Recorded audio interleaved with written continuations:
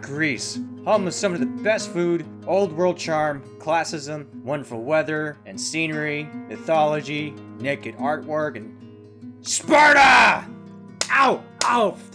Fine! Sorry! Jeez! Today we pay tribute to the Hellenistic age with the absolutely divine indie game, Apotheon.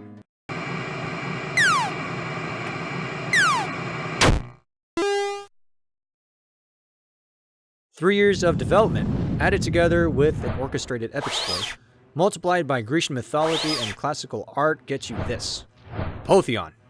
For all of you word nerds out there who have yet to play this, you can probably figure out the ending based solely on the title. Spoilers, you have been warned. The art style is modeled completely on black figure pottery, known in Greek as melanomorpha. With this particular style, early Middle Corinthian, most prominently found around the years 625 to 600 BC.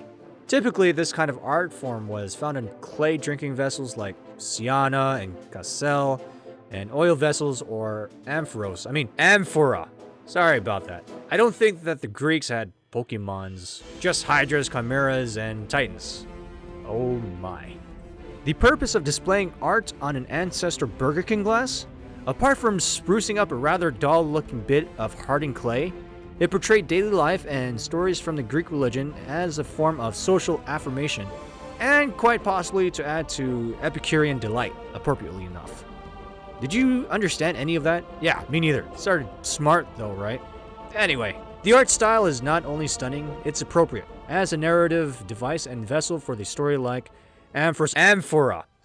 Basically, you go around places on Earth and up on Mount Olympus as the hub world, slaying gods and monsters alike to save your people in the village of Dion and all humanity from the god's wrath and oblivion itself.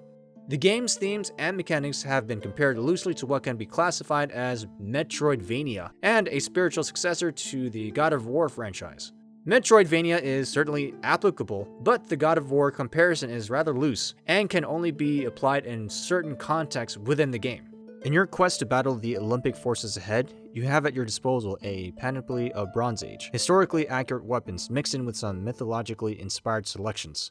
Axes, swords, spears, bows and arrows, rocks, shields, grenades, knives, sharp sticks, fists, and nasty determination and a hit of creative stabbery with some names and abilities will enable your success. There are 12 total members of the original Pantheon for you to encounter, but only 8 of which are you able or required to take down in order to advance. The remainder of the quests associated with the other gods are optional, but they each supply a unique item or buff for your character, though, honestly, a good portion of the divine power-ups are marginal, or even somewhat useless. The story and backgrounds are rich with ancient lore, peppered throughout all areas with milestones depicting ancient hymns, theogony, poetic verse, and even sayings of famous Greek figures from history. Adding to the fleshiness of the game world is a pretty wide selection from the old world bestiary, although I personally think they missed out on some good monsters for bosses or level exclusive enemies like centaurs, minotaurs, or even griffins. Even Shovel Knight has griffins.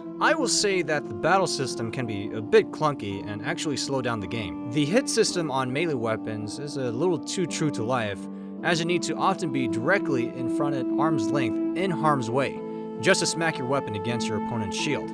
Otherwise, you just stab at the air with your foes laughing at you. Using the right stick on your controller or, God forbid, your mouse, you can aim with a cursor, both for melee and ranged weapons. The auto-target is a real pain at times, especially when you're trying to attack your foe, but because there's a bird in the sky, you're facing your back to his sword while trying to shoot at him with a magic bullet.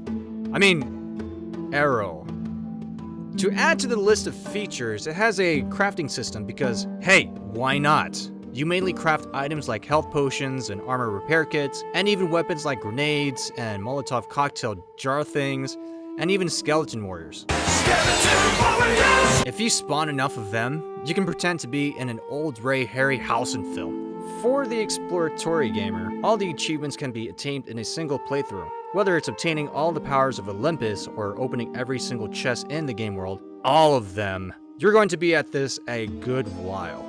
A couple of months ago, the publisher Alien Trap Games released a beta of Apotheon's new online and local multiplayer. There's deathmatch and a 1v1 mode called Gigantomachy, where you face off against your opponent as a giant. While in its beta stage at the moment, the publisher hopes to release the multiplayer as a standalone product to be offered for free on Steam as a means to draw people into buying the full game. There's a port for this game for the PS4 that has unfortunately been the victim of major game-breaking glitches. Sickhead Games has yet to fully fix the problem, so I'd recommend holding off on buying the game for your PlayStation, at least until Missy No is laid off from Sickhead's staff. The in-game dialogue should be addressed, as the story of the game is the primary draw, with the art style and system mechanics just spit and polish. The entire experience is a lot like watching an interactive epic. The dialogue has hints of poetry in the more serious moments, while lesser and incidental moments have a more crude and somewhat adult content. Oi, footpath! What's up? Unless you've got wine and get lost! Oh, okay then, I'll leave you to your drunken whatever you're doing. And put some pants on, jeez! The final verdict on Apotheon.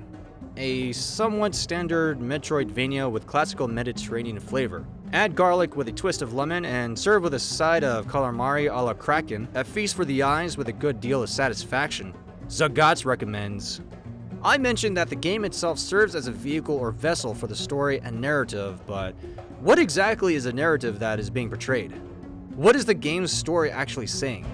Please join us on Vontronium.com for an upcoming article that explores one or two possibilities regarding this question. Well, that's all for today. Don't forget to check out my other videos, and don't forget to subscribe that button. And check out my Facebook and Twitter page as well. Until then, see you next time.